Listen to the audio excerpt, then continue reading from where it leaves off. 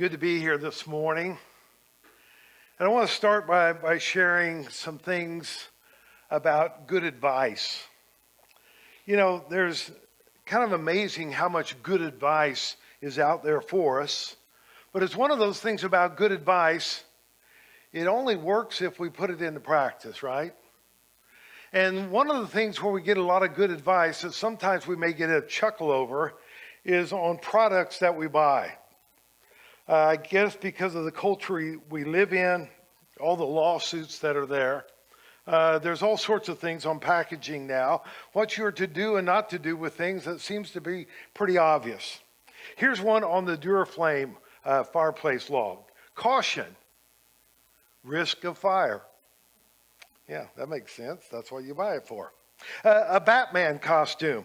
Warning, cape does not enable user to fly. Bottle of hair coloring. Do not use as an ice cream topping. Kind of weird, huh? One of those cardboard shields that you put on your vehicle to block the sun, those sunshades. Do not drive with sunshade in place. Kind of makes you leery of getting on the road at all, doesn't it, right? Portable stroller. Caution, remove infant before folding for storage. There's a lot of those. There is a lot of good advice. Some of the things just seem pretty obvious, though, within life, but good advice. But we need to be able to identify good advice. When something seems to be good, when something may not be such good advice, but then it only matters if you put it into practice, right? It doesn't matter how much wisdom you have if you don't put it into practice. A lot of times we kind of run this way. There's knowledge to know a lot of things, and wisdom is more how things work, okay? There's knowledge, there's wisdom, and a lot of times we look at wisdom as the final, if you have wisdom. But Solomon had wisdom and didn't live a very good life. See, the third thing is maturity. There's knowledge, there's wisdom, and then maturity is putting that wisdom into practice, carrying that out within life, because that's the end result of carrying those things out within our lives. And so we need to look at, as far as good advice, what measuring stick do we use? How do we measure things when it comes to advice that comes our way to figure out if they are good or not? There's an old story about an elderly Scottish woman that as she would walk through the countryside, she would have her walking stick as she would go around, her shillelagh she would be walking with. And whenever she came to a fork in the road, she would take her stick and throw it up in the air. And whatever way it landed, the way it pointed is the direction she would go. That was her measuring stick.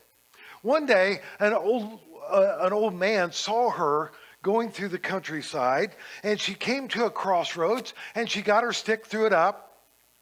It landed. She picked it up again, threw it up in the air, it landed. And then a third time, she picked it up, and it landed, and she picked up her stick and went on her journey. The old man was going the same way. And so he said, "Why are you throwing your stick up in the air like that?" She said, "Well, I'm letting God direct my journey by using the stick." The old man said, "Then why did you throw it up 3 times?" She responded, "Because the first 2 times he was pointing me in the wrong direction." And sometimes that's kind of the way we use even the walking stick of God's word, is God telling me what I want to hear. And a lot of times that's the way we do other aspects. A lot of times even for advice, we go to ones that we know will give the advice that we want. That's not necessarily a very good walking stick for us. And so we need to think about what kind of stick are we throwing up in the air to give us the direction that we need in life. We've been looking at a series called Jesus in Blue Jeans. And it's the idea that when God came to this earth, God came as the person of Jesus. He was born here upon this earth. He was a baby, right? He lived in a neighborhood. There were threats because remember, King Herod, knowing about the Christ child, tried to have him put to death, and the family had to move to a foreign country, to Egypt for a while. And then after Herod's death, they came back and went up to Nazareth, which was their home area. We see he was just an ordinary person, sinless, but lived in a flesh and blood body. He knew what it was to be hungry and tired and sleepy and sad. He knew all those things. And we see in Jesus' public ministry that he just taught so often just ordinary things, using ordinary things to help people to understand spiritual things. And you know, it works that way because God's the creator. Okay? So a lot of ordinary things that we see each and every day are good ways to help spiritual truths to be taught. And so this morning we're going to look at another one of Jesus' teachings. That's called a parable or a short story. And it's another one that helps us to see some neat things about how we live spiritual things. Jesus loved to tell stories. Because the Gospels, which is a lot of the teaching of Jesus, Matthew, Mark, Luke, and John in the New Testament, we see over a third of it is stories. Jesus told what we have around 30, a little over 30 different parables, and sometimes there's parables within parables that we see. And so today's parable is about Jesus saying, build upon the rock. Build upon the rock. This is one that, if you know Scripture much, is probably one of his more familiar or famous ones on building upon the rock, where he took something that was very common in their time and helping to understand that uncommon life, the spiritual life, how to follow God. So Jesus said, build upon the rock. Good advice. Build upon the rock. And so when you look at Jesus living here upon this earth, because he was in a real family, his earthly dad, which was basically, we almost say kind of like an adopted dad, okay, because Jesus' mother was Mary, but his father is the Holy Spirit. We see Joseph was a carpenter. And so the way things would have done within their culture is Jesus would have been taught the trade of being a carpenter. That no matter what else you may do in life, you were always taught the family trade. Just like when we come to the Apostle Paul. The Apostle Paul was well trained and he was a teacher among teachers. But he was taught to be a tent maker because that was what his family did. And it came in handy for him. So Jesus would have known what it was to be a carpenter. And we have to think about it the way it would have been at that time. The type of carpenter Jesus would have been. Not maybe like a carpenter today around the Sea of Galilee. You know, he didn't make little salt and pepper shakers to sell to all the tourists that came along. He would have made things like ox yoke, different things like that. Maybe chairs and maybe things like mangers and stuff like that. That would have been the things that probably more Jesus would have made. And so Jesus was a builder. And he would have understood those aspects of carpentry, but so would have a lot of the other people around. And so Jesus refers to carpentry type things. Once he talks about the Tower of Shalom, that it was built and it was faulty and it collapsed. Okay? And so it was a current event that Jesus understood it falling, but also probably the reasons why, because he was a carpenter. And so his listeners would have been aware too, just like myself. I'm not a carpenter, but I know some aspects about if things are built shoddy, okay? You kind of understand some of those things. Sometimes it's pretty easy to see and to understand that. And so that's the frame of mind when Jesus talks about building upon the rock. So in Matthew chapter 7, as he ends what we call the Sermon on the Mount, Matthews 5, 6, and 7, this sermon that he's teaching, and there are thousands of people there. And they're listening to Jesus.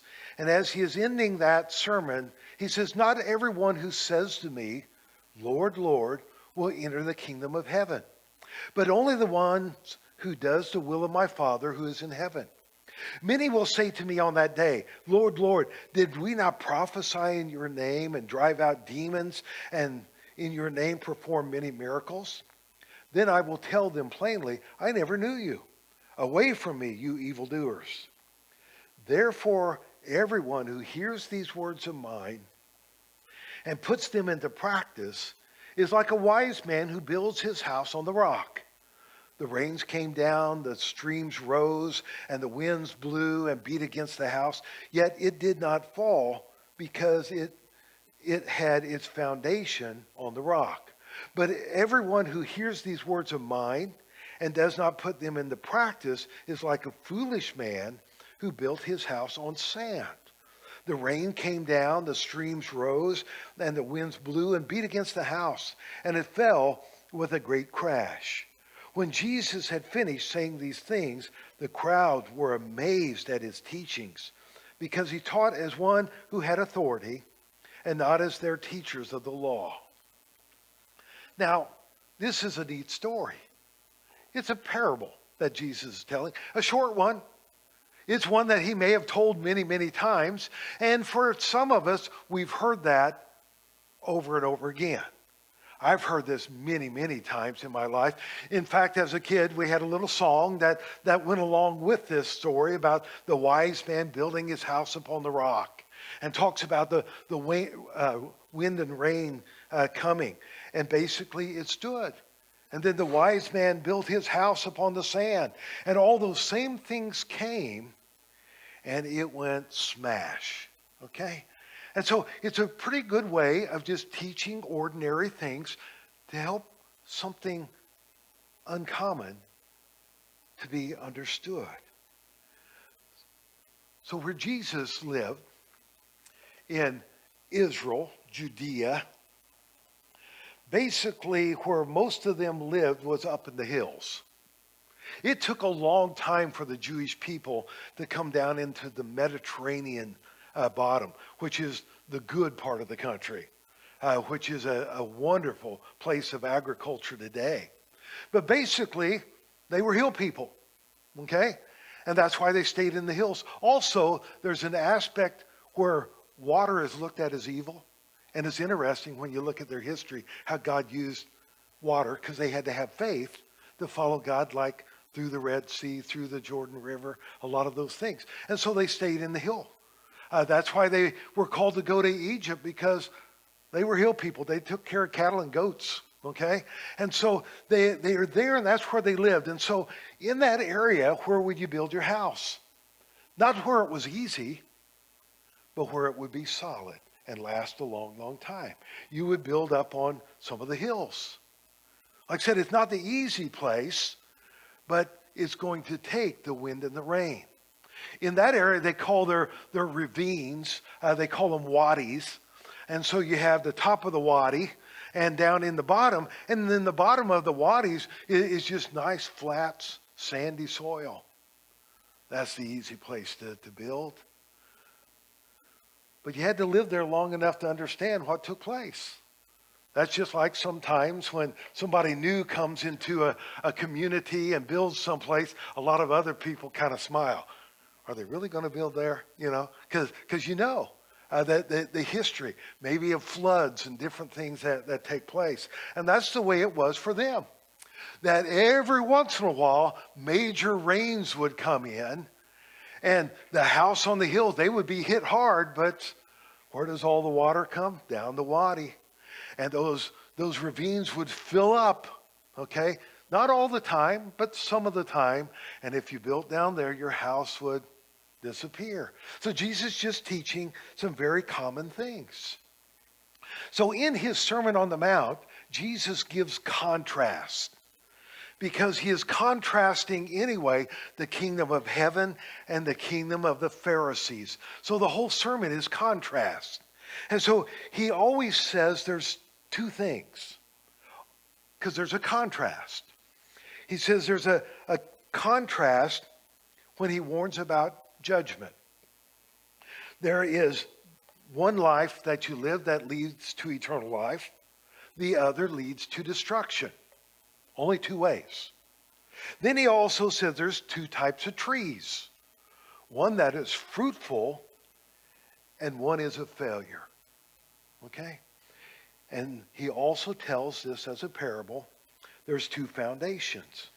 One that if you build upon, you can stand. Your life can stand on. The other one collapses. So he does these contrasts. And you notice he always points out there's just two ways. Okay? There's only two ways. There's the kingdom of heaven. And that's what he is speaking about here. He's not giving instructions on how to build a house. He's talking about how to build our lives, how to spiritually build our lives, because the final destination is important. In the end, when judgment comes, how will you know if you will be able to stand? It's upon what foundation you use. The one that life collapses or the one that is solid, the rock solid one. So build upon the rock. We live in an age that I guess we would call it permissive, and I think we've already passed permissive into bizarre, okay? That's kind of the culture that we live in. And so even when it comes to what Jesus teaches is in a very major contrast than a lot of the things that's taught within our society. Now, for those that still believe that there is a God, which that's becoming less and less all the time, but many used to say it doesn't matter how you get to God, as long as you're sincere. So it doesn't matter what direction, because kind of like Rome, all roads led to Rome, all roads lead to God. And so that's what many people taught. And so just climb whatever road you want. The choice is yours. But that's not what Jesus teaches. Jesus says there's only two roads. One is a narrow road, okay? And few will really find it and follow. And then there's the wide road that leads to destruction. That's what Jesus says. And so what is Jesus saying? You build on me. We build on Jesus. We build on Jesus' teachings. That's the rock. And it makes sense because he just gave a sermon that we have 3 chapters, and that's the conclusion, right? I've spoken these things, listen. And the wise man hears the things, and they shape their life around these things. That's building upon the rock. So we need to know what is important. So Jesus said, everyone then who hears these words of mine and acts on them will be like a wise man who builds his house upon the rock. One writer put it this way, looking at these verses, called them rock solid teachings. Kind of neat. Because Jesus' teachings are rock solid. They are foundational things for life. Okay? Rock solid teaching. And that we are to build upon it. And if we build our lives on his rock solid teachings, our spiritual house, okay, with spiritual blocks, then storms can come. All sorts of things may come within our lives, but we know in the end we will have a heavenly dwelling with God, a place where Jesus is building the house, right? For us to live because we built our life with him. So build upon the rock. Another author looked at this parable this way, that basically there's 2 builders. There's the builder, which is Jesus, okay, and we need to follow him, which just makes sense because what Jesus is saying talks about natural and physical type of judgment, natural law, a natural judgment. And so that's what Jesus plays upon, because natural judgment would take place this way. In their culture, if you built on the rock, your house is going to stand. If you built down here where it's going to get flooded out, it's not going to last very long. And so we would look at it maybe this way. If you try to build something and the foundation is made of marbles, not marble, but marbles, it's not going to be a very good foundation, right? You try to stand on marbles, it's not going to work. You put a board on marbles, it's not going to work. Now, Jesus didn't paint that picture, but closer to what we would look at, build a sandcastle on the beach. Okay? There's a lot of neat sandcastles and stuff that people build on the beach. How long do they last? Maybe for a day, right? Because the waves are going to come in. The foundation is not a good foundation that is there. And so that's what he's talking about. The natural law, there's cause effect. So he plays off the cause effect to help us to understand the spiritual aspect. The cause, which is Jesus, build upon Jesus. Build upon what is solid for us. And he warns that if you don't, there's spiritual doom. Everything else is building upon the sand. So hearing wisdom is one thing, and putting it into practice is another. You know, I wonder about all those thousands of people that heard Jesus teach that. How many of them heard it? And they all understood that Jesus taught different than anybody else. He speaks like one having authority. But how many of them continued to build their lives a different way? Okay, even with Jesus telling them. See, we need to build according to code. Okay? But you notice what Jesus says. The two houses, by and large, could be built identical. Okay? The outside of both houses may look the same. Inside may look the same. They are built maybe even out of the same materials. But what's the difference? The foundation. See, the foundation. If you start on the rock or if you start on the sand, that's the difference. You can build a pretty nice structure or a life on the sand, but it doesn't have the right foundation. Because as Jesus taught, there's only two. There's only two. One will not make it, and one will. So Jesus is saying we are to build on him and his teachings, how important that is. And so there's a difference. Even though there can be some great leaders that can be a part of our lives, but we start and we build on the foundation of Jesus. There can be great teachers, great bosses, great parents, but it still comes down upon the foundation. They may be a part of our structure, but Jesus needs to be the foundation. How important that is. So he makes a sharp contrast. That it's more than just hearing his words. It is putting them into practice within our lives. How important it is. Not just to hear, but to act upon it. Back a few years ago, it was really popular and a good thing. And I'm not meaning to embarrass anyone. If you still have one of the armbands on, that's fine. Don't take it off. Don't turn red. Okay? The WWJD bracelets. What would Jesus do? That's a good starting point, but it's not a good ending point. See, it's probably better we think, what would Jesus do? Yes, listen to Jesus. That's starting to build a foundation, but that's only what would he do. That's not putting it necessarily into practice. As some said, WWJHMD is what we need to do. What would Jesus have me do? See, that's building to the next step. What would Jesus do? And then what would he have me do? And then carrying that out. I didn't see anybody turn red, so, with the bracelet. Because it's a good bracelet. It's a good thought. It can be a good witness as well as sometimes a good reminder for each one of us. Because, see, obedience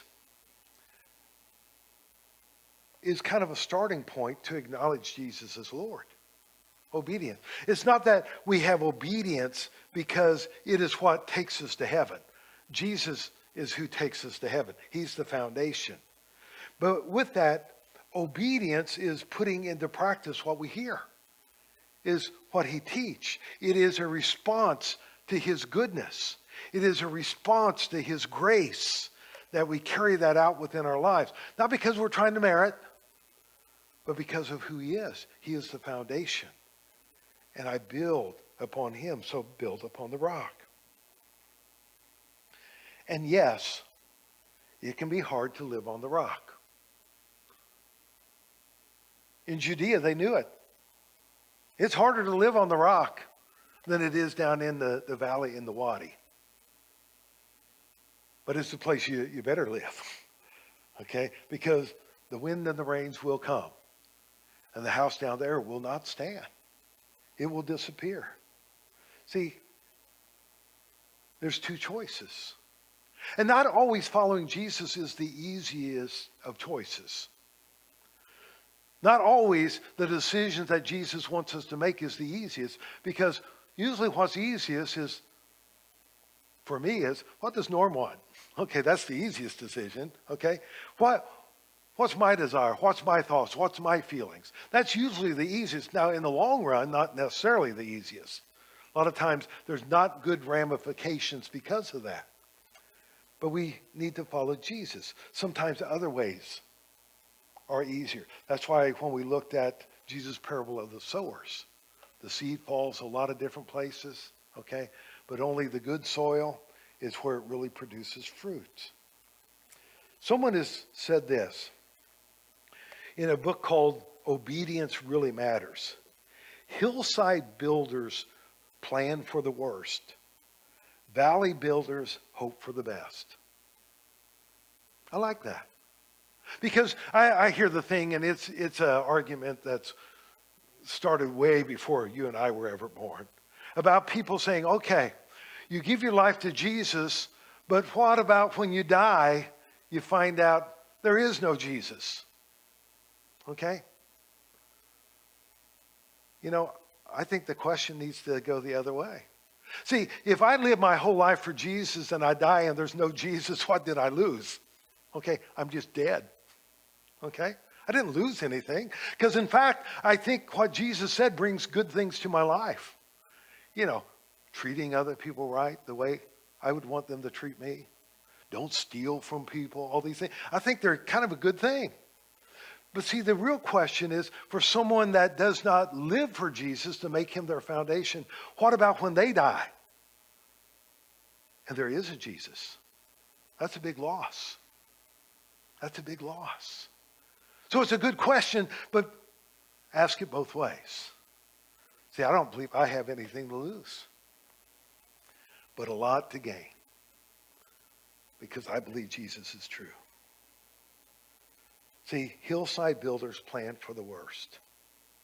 Valley builders hope for the best. It's supposed to be a true story about a person that built houses around Tulsa, Oklahoma. Because of all the tornadoes that go through there, the builder always offered for $2,500 that they could put a safe room in your house. And so the first 10 people that wanted them to build a house for them, the first 9 said, sure, we want the safe room, which when you're not in there because of tornadoes, okay, which is most of the time, you could use it. It could maybe be a bathroom as well, okay? Maybe it could be a big monster closet, an extra room for storage. It could be used for other things. Just leave enough room for when a tornado comes that you can get into it, okay? And so the first 9, that's what they went for. Hey, here's the vault. Now, the last couple, they were much older, and they opted for a hot tub. See, that's optimism, okay? Not a good type of optimism always, because they've never been hit by a tornado, so therefore I'll just, which could be foolishly going, right? Maybe have the hot tub in your safe room, right? Or something like that. But because see, sometimes that's the way we can live. Because just like in Jesus' day, it did not flood all the time down in the Wadi. It may not have been every year. Some of them, it may have been that 100-year flood.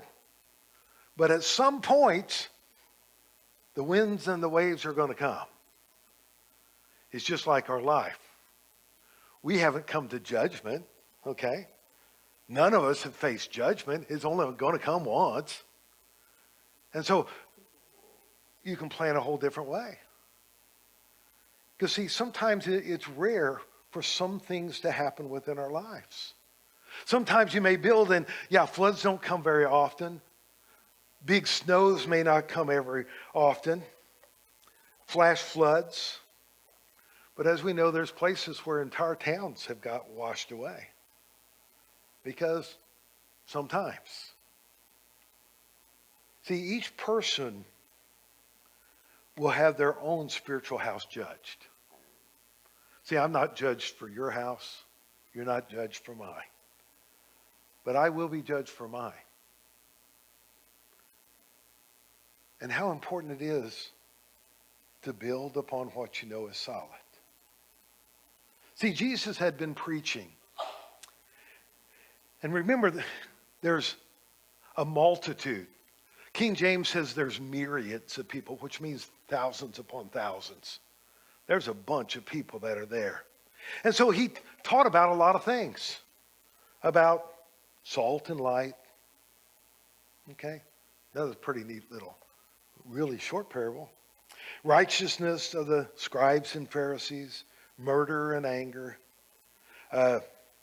Things like, swearing oaths, taking vengeance, treatment of your enemies, charitable deeds, prayer, fasting, materialism, worry, judging others, asking, seeking, knocking, the golden rule, priorities. Exhortations on entering the kingdom of heaven. And then after they heard all these things, the people were amazed. Wow. You hear the things that he said? But Jesus says, my warning's not enough. That's not enough. Even though you've heard all these things, he said, that's not enough. You have to act upon them. That if you don't act upon them, like he says, it's hearing and building your house on the sand. There's not a good foundation. So this kind of begs some questions. What do we think of this man, Jesus? See, what do we think about the things he taught? Is he the foundation? I think we all have to search to find out. See, will we listen to him? Will we practice his teachings? Will we live as he directed? If not, the life we have is more like a house of cards, that at some time it will fall, it will fail. See, I believe most people don't deliberately set out to follow false things. I don't believe that. I don't believe most people say, I'm going to build on an inferior foundation. I don't believe that's the way it is. But a lot of people just don't think about the purpose of life. What is life about? Okay? The whole worldview aspect. How do we get here? What are we here for? And so many people are heading towards destruction, not because of stubbornness, but because of thoughtlessness. And so our responsibility, if you built on the foundation of Jesus, is we are to help people that maybe just haven't thought much about it. Okay, they're not anti, they just haven't thought much about it. Help them gently, lovingly. Point out the aspects. Point out the thing. Just go to the Sermon on the Mount and go through some of that. It just makes a lot of sense. It's the codes what a lot of laws are about. It just makes a lot of sense. See, some people just need a little bit of prodding from people that already know. And see, some people have really never been around anyone that has heard and really living it out. They haven't even seen it. So let's live it, build on the foundation, but also help other people as well to know, to encourage people, to pray for people, and simply sometimes share the words so that they can come to know and then have the choice to act upon the words, the teachings of Jesus and build upon him or not. See, I believe when I look at the teachings of Jesus, the things he teaches builds a pretty nice house. But I believe the foundation as well. Of all these things, it makes you a better person. But also because of the foundation, it gives us a clear eternity as well. To be with him forever. So as the worship team comes up, I think it's important for us, am I trying to figure out all this? but also, am I helping someone else to build upon the rock as well? Because if we are a follower, we need to be helping others to build upon the rock too. Let's all stand together as we sing.